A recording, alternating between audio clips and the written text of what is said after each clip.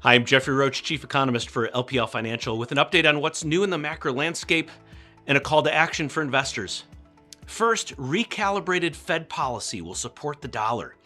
The Fed will not cut rates as much as initially expected. The extent and timing of policy adjustments is code that the Fed is unsure about the future path of interest rates given the strength of the U.S. economy.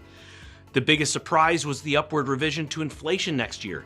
Fed officials project a 2.5% inflation rate by the end of 2025, and that's up from 2.1% forecast in September, and most likely reflecting uncertainty from potential trade wars. Not necessarily getting the airtime it deserves, but the Fed says it will reduce the rate it pays lenders using the overnight repo facility by 30 basis points, effectively lowering the rate by 5 basis points relative to federal funds target range. A hawkish Fed, amid more dovish global central banks, will provide upside for the US dollar in the coming year. Second, the hawkish Fed could upend equilibrium.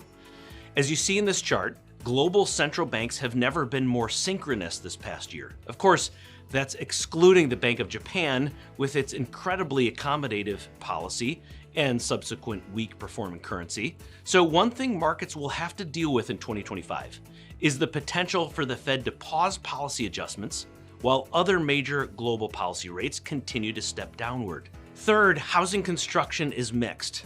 Housing starts fell 1.8% in November, but that's a misleading indicator for single-family activity.